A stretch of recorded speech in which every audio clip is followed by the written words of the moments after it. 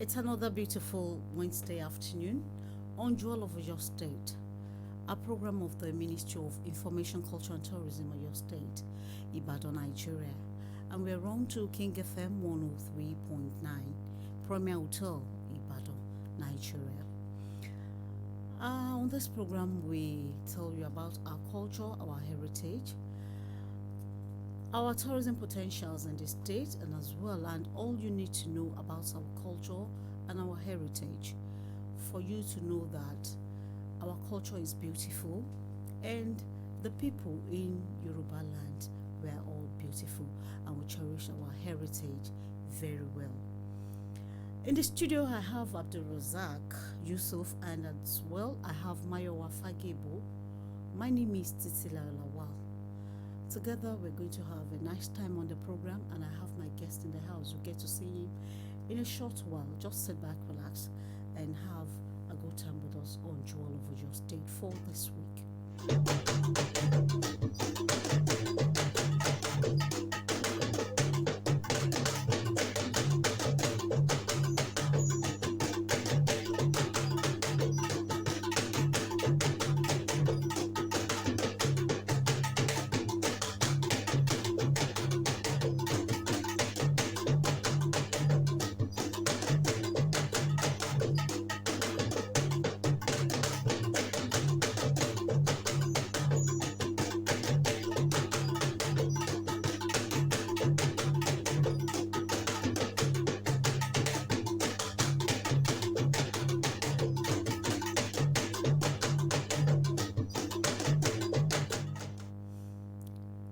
Kalẹ̀ ẹ̀ka sàn ẹ̀ka àbọ̀ sórí ètò yín ètò wa ètò ẹwà iyebíye ìpínlẹ̀ Ọ̀yọ́ tí iléeṣẹ́ ìròyìn àṣà àti ìrìn àjò afẹ́ tí wọ́n ń gbé sáfẹ́fẹ́ lórí ọba rédíò 103.9. A tún ti wà ń kalẹ̀ lọ́sẹ̀ yìí nígbà tí a máa mú àlejò pàtàkì wá fún yín tí yóò máa bá wa sọ̀rọ̀ nípa àṣà wa, ìṣe wa àti ìrìn àjò afẹ́. Ẹ mọ̀ pé ilẹ̀ Yorùbá kún fún oríṣiríṣi àṣà tó ṣe é wuyì.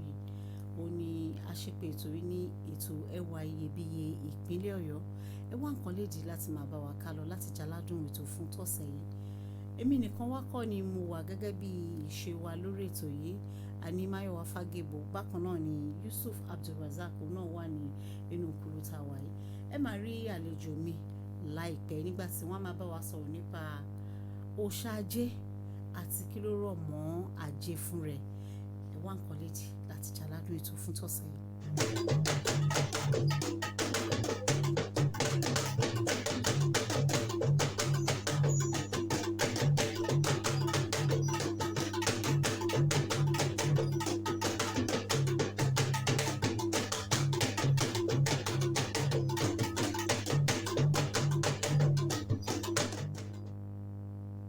Gẹ́gẹ́ bí mo ṣe sọ, mo ní àlejò mi, ẹ máa rí àlejò mi láìpẹ́. Àlejò mi lónìí wọ́n máa bá wa sọ̀rọ̀ nípa òòṣà Ajé àti kí ni ń jájé gangan. Báwo ni èèyàn ṣe lè lájé lọ́wọ́ tí ò ní ní lọ́rùn. Àwọn náà ni àlejò mi tòní ni Olúwo Bọ́lárìnwá Ọláyẹmí, Olúwo Ọ̀lẹ́yẹnífà. Àwọn ni wọ́n jẹ́ spiritual consultant àti cultural ambassador to United Nations. Bákan náà náà jẹ́ olórí awo ti àwọn ìyá mi àjẹ́ International Temple àti Ọ̀págún Ẹlẹ́yẹ. Ẹ rí wọn nísìn, wọ́n tún sọ bọ́n ṣe jẹ́ fún wa. Lẹ́yìn ìgbà náà ni wọ́n wá sọ kí ni ń jẹ́ òòṣà Ajé àti pé kí là ń pè ní Ajé gangan. Ẹ káàbọ̀ Olúwo.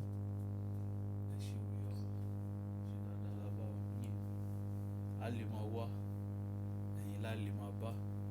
Àṣẹ. Ẹ kú lé o. Káàbọ̀ o.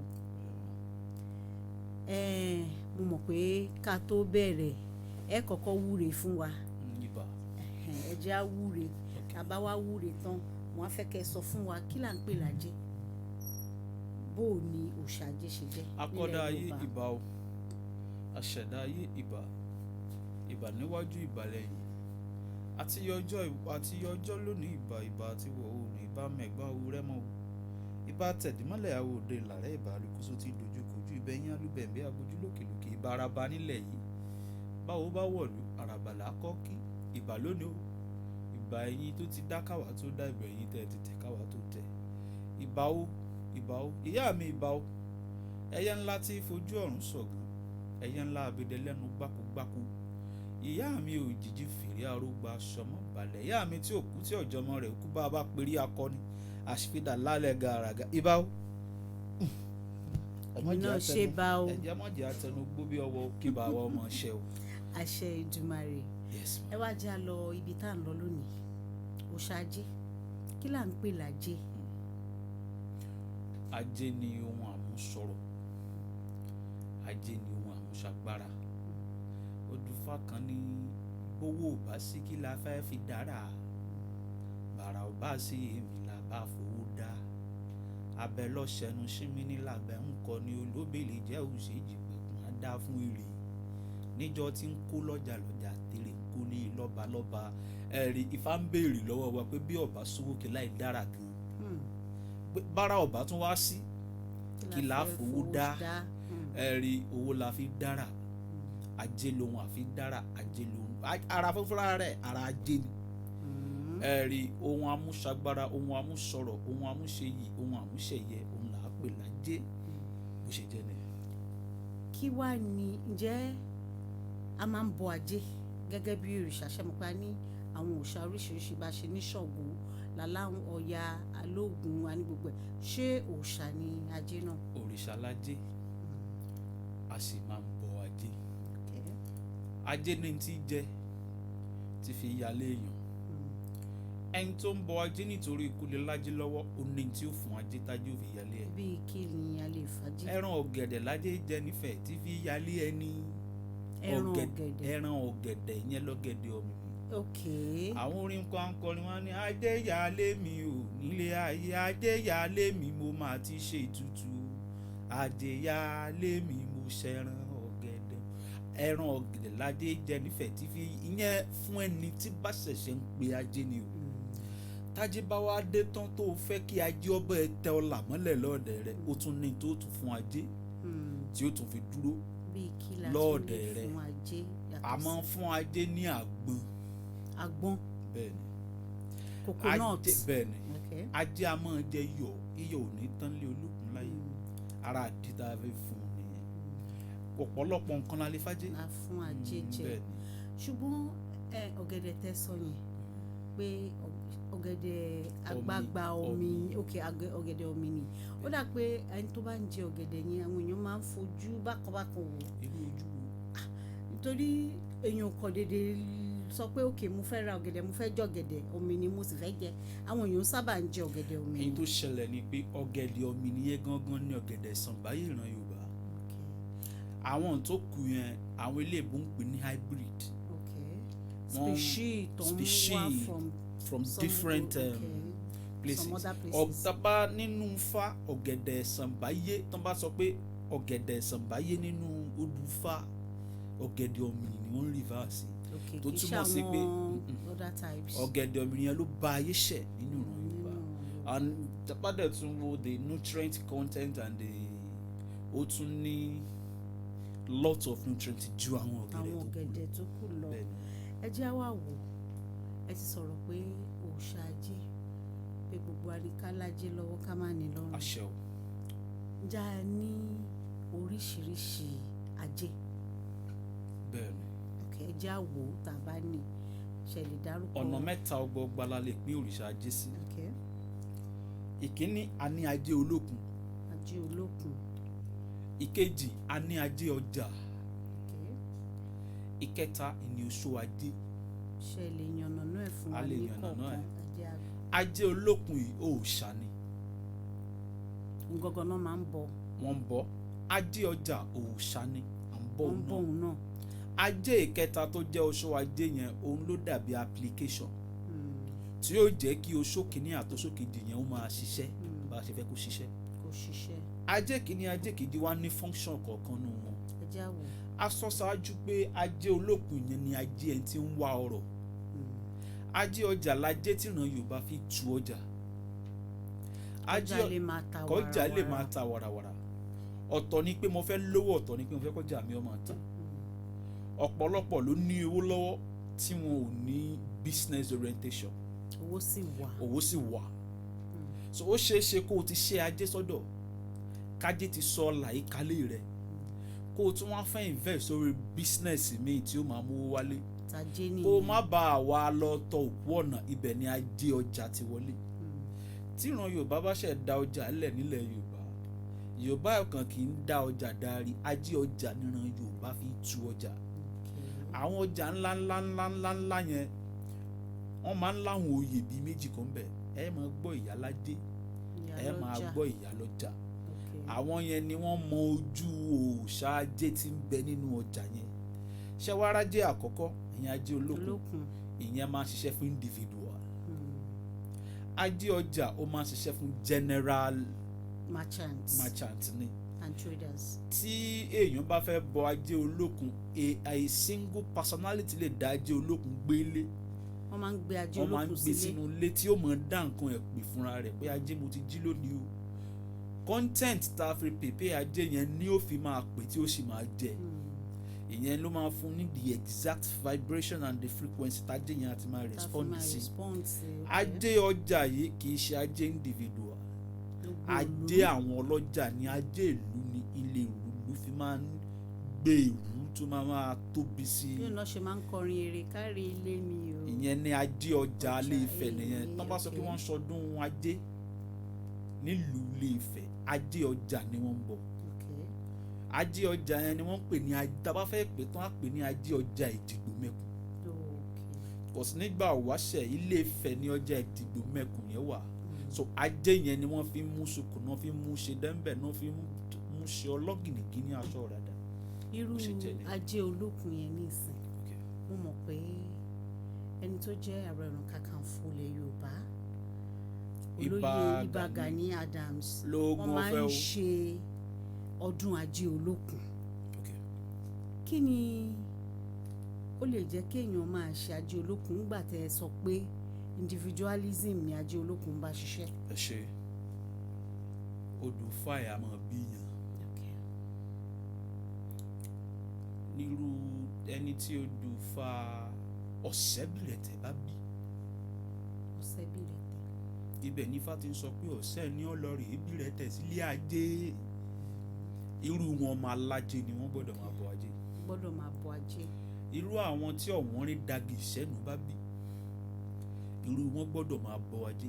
báwo lèèyàn ṣe fẹ́ mọ̀ pé bóun ṣe ríre tá a fi máa bọ ajé? Olùfá ní tọ̀yàn sọ́nà. lẹ́yìn bá wà tọ́fà lọ báwo la ṣe mọ̀? kò lè mọ̀ ni. wọ́n pe Olùfá kan ní ọ̀wọ́n rìn wòrì ọmọ anígilájẹ́ ọmọ àtàkùlà sọ̀rọ̀ tẹ́ bá gbọ́dọ̀ lórí kọ́ máa ń pè èmi anígilájẹ́ Àyìnlá àwọn ọmọ alájẹ nìyẹn. tẹ́ bá gbọ́ tẹ́nìkan máa pè èmi onílé ajé Ifá ló sọ fún wọn pé onílé ajé ni ẹ̀yìn lẹ́nu ògbé àtẹ. ògbé àtẹ yẹn ní odù tó bí ajé sóde ìsàlàyé gbogbo àwọn tó dù yẹn bá bí ìgbà pé wọ́n ń ṣe ọdún ọjọ́ ìbí ni wọ́n ṣe máa ṣọdún ajé. ìyẹn ni ó jẹ́ ká jẹ́ ọmọ bá wọn gbé. so irú ibà tẹ́ mẹ́nu bá ń sìn ìtọ̀sẹ̀ ló lòdì Ọ̀yọ́ wọ́n wádìí ara wọn débẹ̀ ni wọ́n ṣe mọ̀ pé àwọn gbọ́dọ̀ máa ṣe ọdún ajé. bẹ́ẹ̀ ni.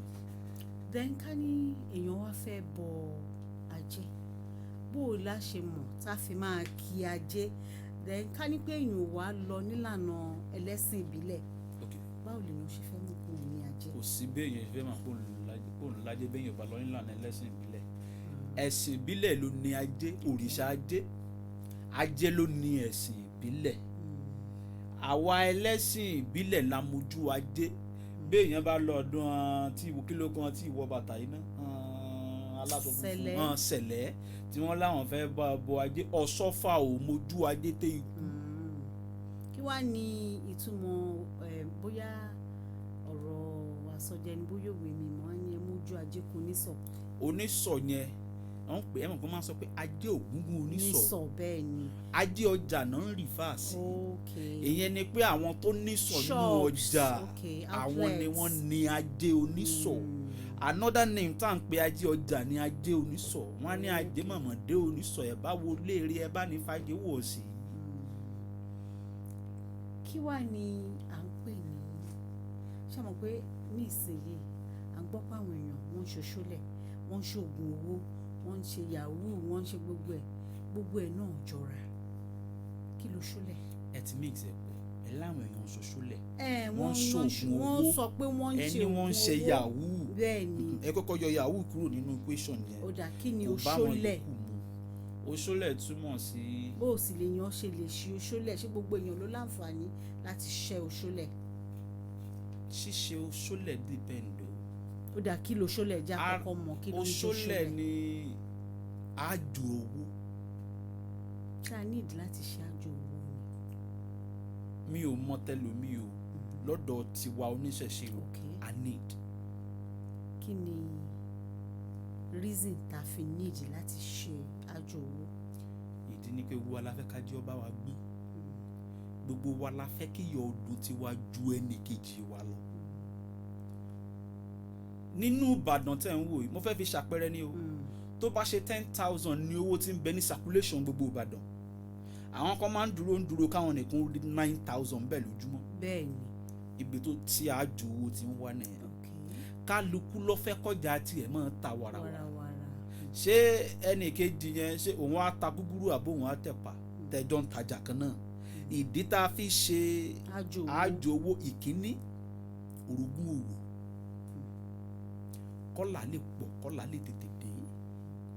Ire ajé tá a bá wá pè tí ò tè wá tètè dé, Ifá ló ní tá a fi pè tí ó fi tètè wá, ara ìdí tá a fi ṣáájú owó nìyẹn. Nínú odù Ifá kan ní ire ajé tí ò tí ì dé o, èdè ló pé ó dé ọ̀hún ni wíwíwí. Èdè ló pé ó dé. Mi ò sọ pé dé ni wọ́n ní. Bó ṣe jẹ́ nìyẹn. Okay, but ní ìsìn ẹ sọ̀rọ̀ ní ìsìn pé à ń ṣe àjò owó. Ṣé nǹkan kan náà ni pẹ̀lú à ń ṣoògùn owó? Gbogbo wa ọ̀tọ̀ lògùn owó ọ̀tọ̀. Ara oògùn owó ni àjò owó wà. Àjò náà oògùn ni o, ṣùgbọ́n ẹ̀yin gangan bẹ́ẹ̀ ṣe jókòó síbi tẹ́ wà yín oògùn owó lẹ́ ń ṣe yẹn. Bí báwo? Ẹ ṣe iṣẹ́ tẹ̀ ń ṣe ṣé kìí ṣòwò lẹ́gbà ń bẹ̀ ni. That's àjò owó. Àjò owó ni. Ẹ̀ǹkárà máa sì kí owó. Àmọ́ tá a bá wá sọ irú ní ìsìn ibẹ̀ mi ṣe jẹ́ ordinary person tí mi mọ̀ ń pa àṣẹṣe tí mi tá a bá máa sọ̀rọ̀ ń pẹ́ wá ní lágbájá ṣoògùn owó àbẹ́rẹ́ bó ṣe ń náwó ẹ jẹ́ yànnà náà yẹn ní ìsìn ẹ sọ pé àjò owó lèmi ń ṣe torí mò ń ṣiṣẹ́. mo understand ẹ jẹ́ kí n try bóyá n tẹ́ ń sọ nìyẹn ẹ ń sọ̀rọ̀ àwọn tí ń fi èèyàn ṣòwò àbí mi fẹ́ làmọ́lẹ̀ bẹ́ẹ̀ yẹn làmọ́lẹ̀ ṣé bórí afẹ́fẹ́ kí ó lè jọ yíra wa à ń fi èèyàn sọ̀rọ̀ wọ́n fi èèyàn ṣòwò number one kì í ṣe ara àṣà Yorùbá ìran Yorùbá àmọ́ fipò ṣe àjòwò àmọ́ fi ẹja orí lẹ́jà fi làbù gbẹ̀dẹ̀gbẹ̀dẹ̀ tí ro ẹja lọ́rùn nínú ogún ni kájí ọmọ gbà wá àmọ́ ń lo ẹja àmọ́ ń lo eku àmọ́ ń lo ejò ibi ọká bá jókòó sí ló ń di ọká bá ọká ẹ wo adúrú tó wà available fún wọn Yorùbá láti lò wọn á wá ní èèyàn ló kù tó fẹ́ lọ mọ́ lò ìyẹn ń ṣara ìṣẹ̀ṣe Yorùbá. gbóná ti wá rí yẹn. àwọn tí ń ṣe lábèrè lọ́wọ́ wọn o ṣùgbọ́n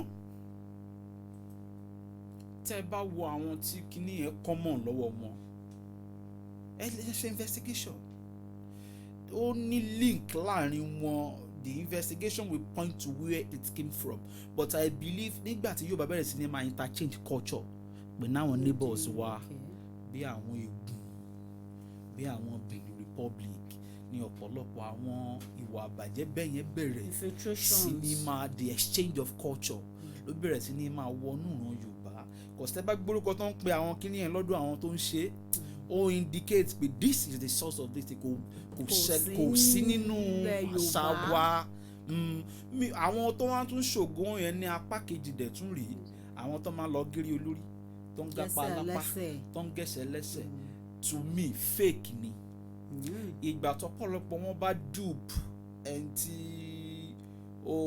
tó ń bára àwọn tán wọ́n wá lọ sọ nǹkan tí ò lè rí fún believing that táwọn bá sọ kí ni ẹ fún kò ní rí in which the people these days they are desperate nǹkan tó máa ń fà á tí wọ́n á fi lè máa gírí olórí gí apá lápá but tíjọba bá lè ṣe ẹni tán bá kápá wọn lọ́wọ́ kí wọ́n kúkú pa. kan pa ẹ ṣe ẹ jẹ́ àdánudúró ráńpẹ́ ká gbórin ká tó tún máa bá ètò lọ ó yá o. Yájú tí ya mú wọn kí bàbá mi aláṣẹ. Pa òrìṣà o.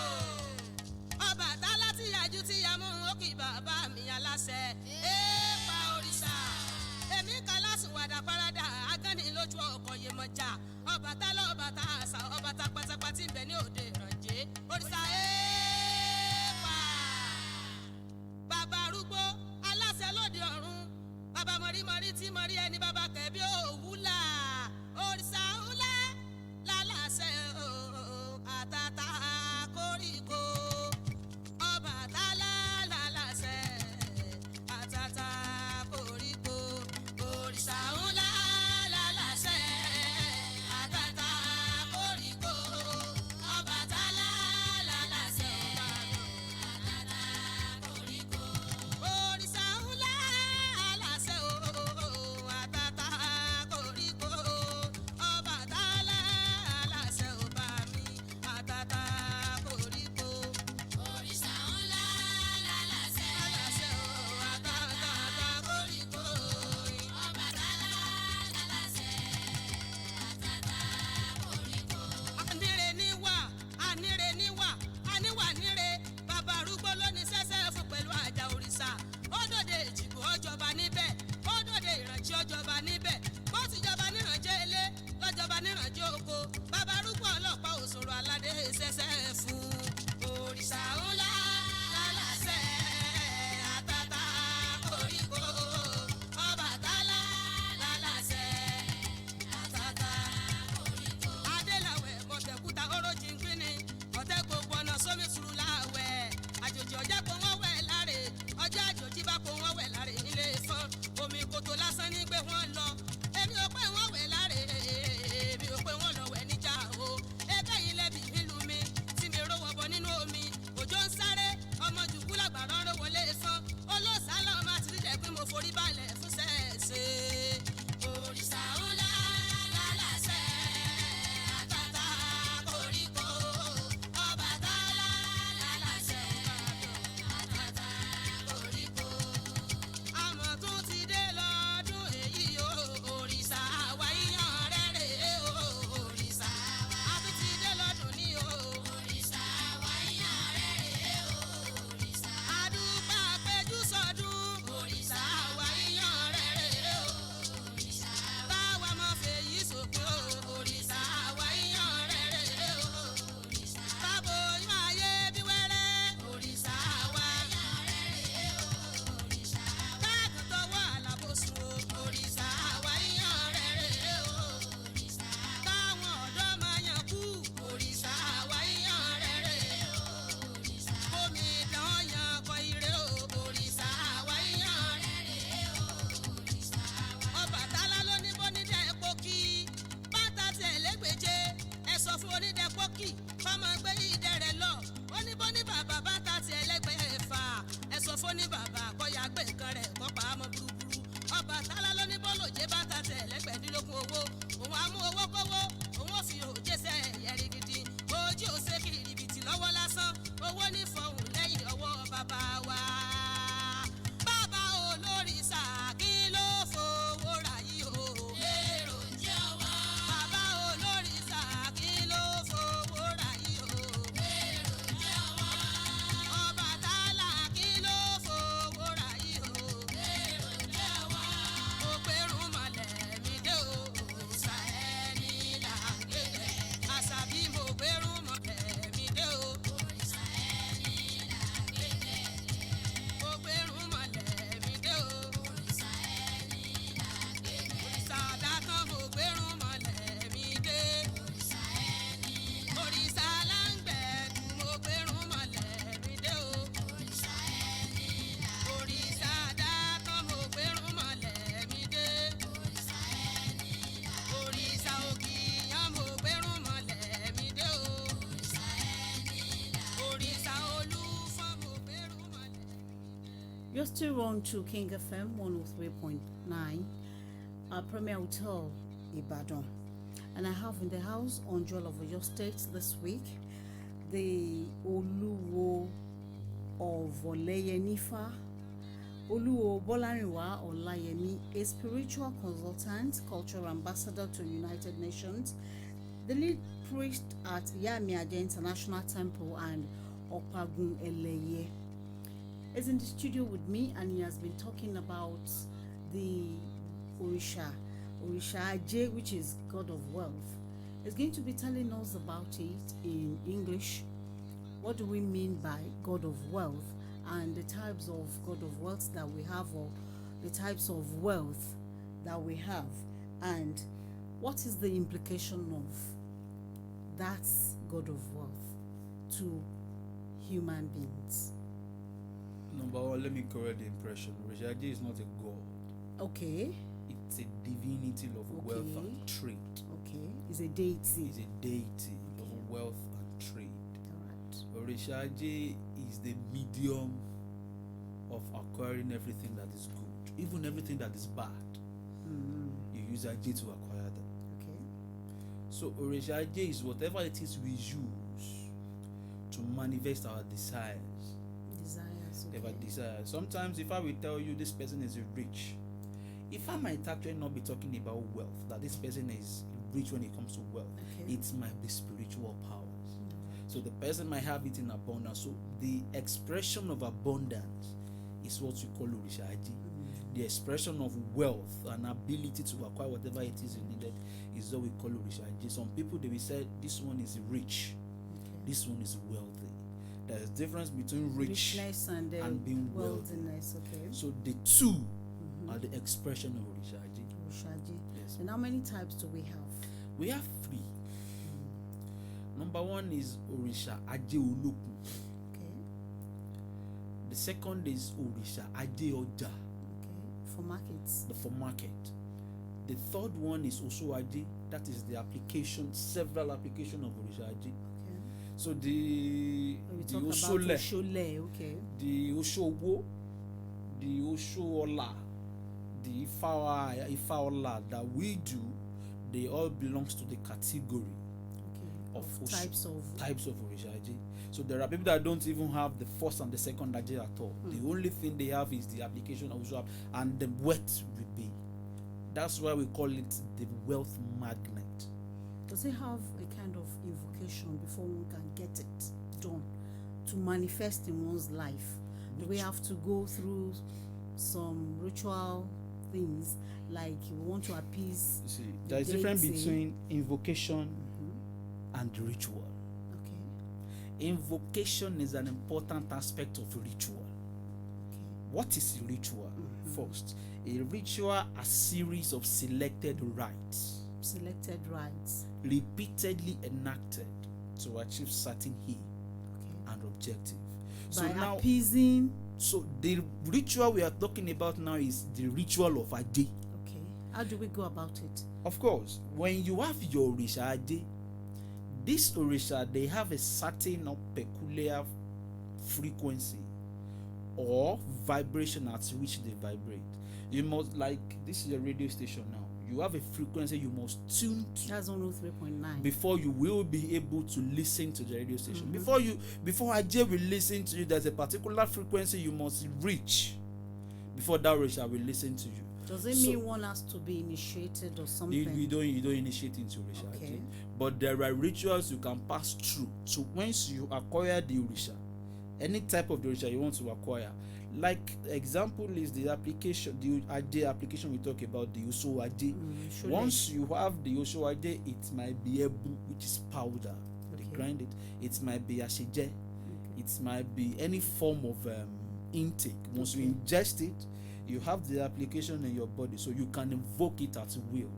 As you are sitting down in your office, you might be saying, Aje ti gbere pàdé olókun àlùkò, ti gbere pàdé ọlọ́ṣà, onídẹrẹ́ tó gbere pàdé olúwo, orí ẹmọ kì í ṣe po, ẹnu adìyẹ kì í sílẹ̀, ẹmọ tó ń jórí ẹmọ, ìyẹn lè ku ẹmọ. Okay. So ìtumọ̀ ni pé ẹmọ ò lè máa sáré lọ́sìn kórí ẹ̀ mix ihò ẹ̀, the whole ẹmọ yẹn á wọlé lọ ni. So if Aje is coming, he must come to me. Ẹnu adìyẹ kì í sílẹ̀, adìyẹ ò tí ì fẹnu ẹ̀ balẹ̀ rí pọ́m kó má mú nǹkan kan, àṣà ò ní balẹ̀ kó sanwó ṣàmọ̀ bẹ́ẹ̀ ṣá, àwòdì ò ní balẹ̀ ọmọ mú nǹkan kan. Those are invocations, and those invocations are not only invoked, empty. Okay. You can't have to take something. You have to process the This is why you see all these musicians, when you wake up in the morning and you put their music and you are listening to them, and they are chanting certain things, and you know nothing about what they are saying, but because you have listened to the song several times, you are now following them. You are killing yourself gradually. How? Please, let's know. A musician, I don't want to sing the song of the musician, but let us know the implication. Thank you. So that thing will be working for the other person. Not working. There are certain chants in Yoruba land. Can we have an there example? Are powerful names. All right. There are powerful names. Like someone say, Olataka, Olaraka, Olataka Ragbada, Enye Ìyá mi, Olomo, tí mo rí ọlọ́jà mẹ́rìndínlógún. Do you know that's in a particular person's music? I don't know. I've not listened to that. There's a song that says, ilẹ̀ tí ẹ rí yẹn òun ló ń bàṣírí òkú tọmọdé tàgbà ẹ wá náwó fanigilajé odò olúbàṣírí irun orí. Do you know that's an invocation? Yes. èèkànnà ọwọ́ òun ló ń bàṣírí irun orí òun ló ń bàṣírí orí tọ̀tún tòsì ẹ máa ń mówó wá orí adìyẹ kò ní burú mọ́. I know people don't pay attention to all those music. Which those are the application that the people that chanted those songs, they already have it installed in their body. So when they are invoking it, it's just like your head will be swelling and you just go you won't know why when you will empty your pocket. And there are certain things like that you don't have those things in your body, you don't chant them. Or else, so you don't need to even sing along with them. If you do, you off it. Okay, I have learned something. So today. Those are the chants you are talking about. So invocation. Okay, there are two words. We have invocation and evocation. When you invoke, you are calling the spirit spiritually. You will not see them with your naked eye. But when you evoke, you are evoking the physical manifestation of the spirit. That is, you are part of it. They will appear to you. Like people that does necromancy, what they does is evocation. The oku will appear to them. Evocation, like Shango now, they use to physical evocation for Shango. But that one, before you can do it, you have to be an initiate. Of course. So let's now discuss about the difference between Oshole and Oshogunwo, money making rituals. All of them are money making rituals. But what's the difference? Your question is blood money, using human for blood, ritual and money. Oshole. And Oshole. Because some people, they are so bold that they will tell you they did Oshole. Of course, I do Oshole. I have so many Oshole. And it's because Oshole the Oshole we use bird to do exist. The Oshole you are going to pick a bird, a chameleon, one alligator pepper to do is Oshole. Okay. The Oshole you are going to use animal to do is Oshole. So how about the one they use human being and human blood? That is not Oshole. What is that? We already said that in the past. That particular is not part of Yoruba traditional culture. It's not part of Yoruba existence. It's not part of our culture. It is a foreign thing. It's a foreign practices, and we should do away with them, because there is no culture that wants to develop that will remain like that forever. Yeah. Our culture is actually developing at a faster rate. Yoruba traditional religion is now number 6 in the world. Number 6. Number 6 in the world, and it's still growing. That is because those things that can push people off has been removed. Okay. So we just want to beg people not to always attach, when they arrest someone, that they meet someone with human head, they should not attach it to traditional religion. Okay. That is not traditional religion practices. Even people that want to do the investigations are there. They should check the names of the people that has been arrested in the past. What are they doing? Thank you. Now, our culture is gradually going into extinction. Okay. Is gradually, because our children of nowadays, they take to other religions, like we Okay. have Christianity, we have Islam, and some of our cultural things like wearing of our dress culture, our food, and other things that we do is gradually going. Like now, if I have a child now in the morning, he might say, "Good morning, ma," not saying "Ẹ káàárọ̀," and parents don't even use oriki for their children anymore. Okay. How can we bring this back, and how can we use our culture to promote peace, progress, and unity in the country? You asked 2 questions. Yes, 2 in 1. The number 1 question is, How do we Yoruba culture Culture is is- going into extinction. gradually Let me make going- this clear. Okay. People believe you can practice Yoruba culture without practicing Yoruba religion. Mm-hmm. It's not possible. Why is it not possible? Yoruba traditional religion is an important part of Yoruba culture. There is no way a person or a family will practice Yoruba religion and will not be fully into Yoruba culture. It's not possible. But it's So- not all of us that practice traditional religion Thank you. anymore. So my candid advice is, if people really don't want our culture to go into extinction, it is returning Back to to the basics. Yoruba traditional religion.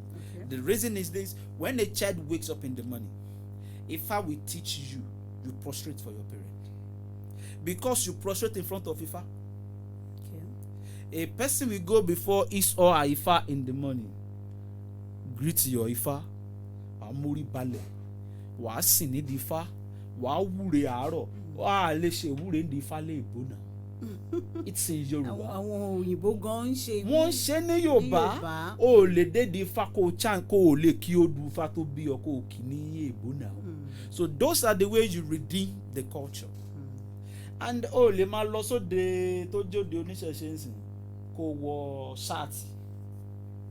Those are the ways we can redeem a traditional culture. But not all of us can practice that traditional religion Don't anymore. say not all of us. Not all of us, because some people are already in another religion, the religion of those people that brought it for us. If we actually look at it from critical point of view, how many of them are actually in that religion we are talking about? Well, I can't say. Those that will do Christian in the daylight and go to Babalawo in the middle of the night. So you said.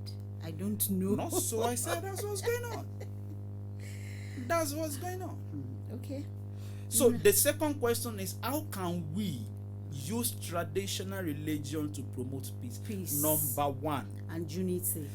look at the denomination of the religion people in this country. The most tolerant people are the Oníṣẹ̀ṣe people, Okay. the traditional religion people. Okay, recently a verdict was passed in Lagos that a Muslim student can come to school with hijab. Hijab, yes. Now let's now imagine the children of Oníṣẹ̀ṣe interpreting the verdict in their own language. One lawyer did that.